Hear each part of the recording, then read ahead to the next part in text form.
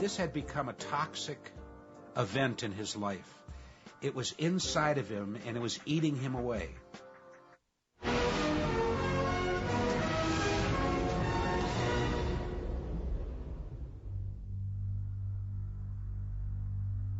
I have never seen a dramatic unraveling of a fighter or an athlete after one event.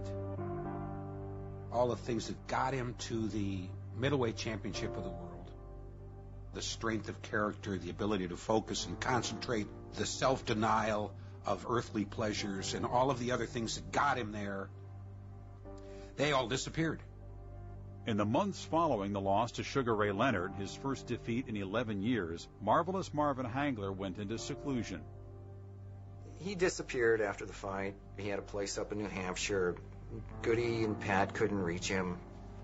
He was just in a funk. You know, he was in a depression. This had become a toxic event in his life. And I mean toxic by the sense that it was inside of him and it was eating him away.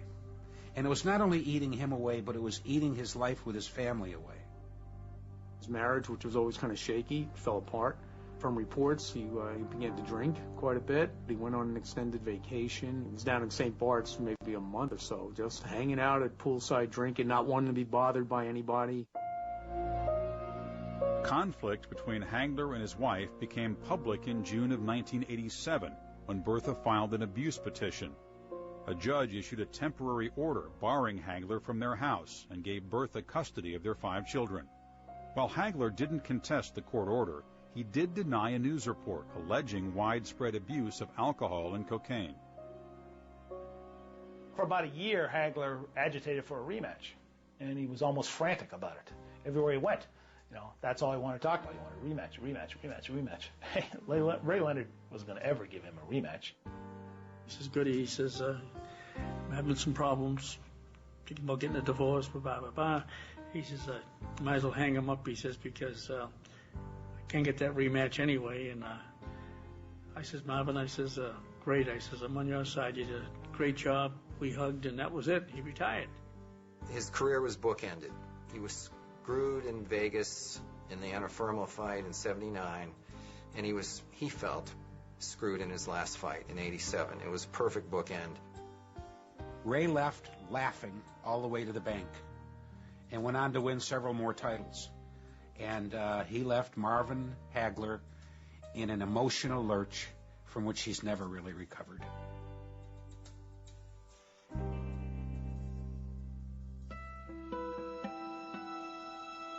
In 1988, Hagler, with a career record of 62-3-2, officially retired.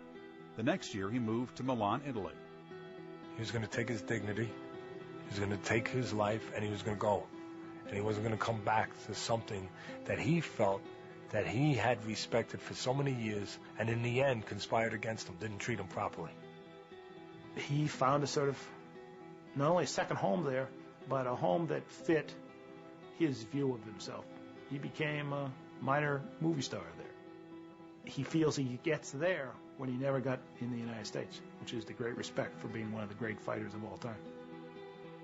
He met this girl that he fell in love with and married, and he has a new type life. Speaks good Italian. He seems to be pleased.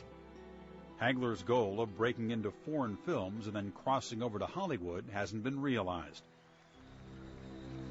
He stays busy making personal appearances and doing speaking engagements. In 2006, at a charity event in Boston, he showed that the old pain still lived. The people were making noise in the crowd. It was a long night, and it was coming time to introduce him as our, main guest. And he came to me, grabbed me behind the microphone, and actually had thoughts of not going up. And he actually had tears in his eyes, as he was saying, these people don't understand.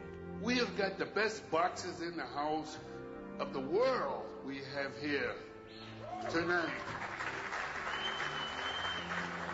And you're not giving us the proper respect by running around and not sitting down and listening to what we have to say. Because our whole life is right there on the screen. All he wanted was people to care about him, for people to love him.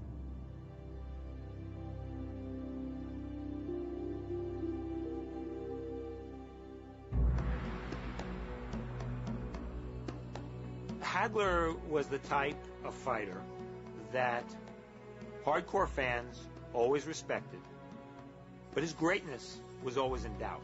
The reward for him is that after years of not getting the limelight, he's now considered among the greatest middleweights in history.